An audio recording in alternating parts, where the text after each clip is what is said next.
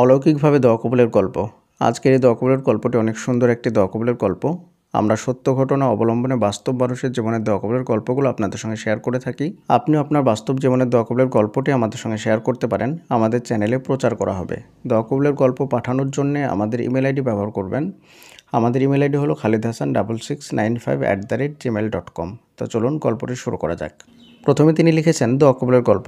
আমার জীবনের অনেক বেশি খারাপ পরিস্থিতিতে আমি ছিলাম, যার জন্য 1 বছর ধরে আমি দোয়া করছিলাম। এমন একটা ব্যাপার যা একেবারেই অসম্ভব ছিল আল্লাহর মিরাক্কেল ছাড়া। আমার সব পথ বন্ধ হয়ে যায়। এমন হয়েছিল যে হওয়া জিনিস অসম্ভব হয়ে পড়ে, একেবারেই সব হাতের বাইরে চলে যায়।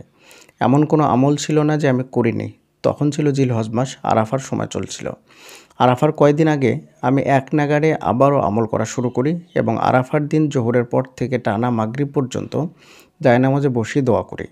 মনের যা আছে সব আমি সিজদায় আল্লাহর কাছে চাই। একটা ছোট বাচ্চা যেভাবে খেলনার জন্য কাঁদে, আমি সেদিন আল্লাহর কাছে এইভাবে হাউমাউ করে কেঁদেছিলাম। আমার সব চাওয়াগুলো আল্লাহকে বলেছিলাম। আমি মনে প্রাণে বিশ্বাস করতাম আজকে আরাফার দিন, আল্লাহ আমার দোয়া অবশ্যই কবুল করবে। আমার দোয়া কবুল হতেই হবে, দিতেই হবে। সত্যি আল্লাহ আমার অসম্ভব দোয়া মিরাক্কেলভাবে কবুল করলেন 8 মাস পরে। আমি দোয়া কবুলের আগ পর্যন্ত তাহাজ্জুদ কন্টিনিউ পড়ি।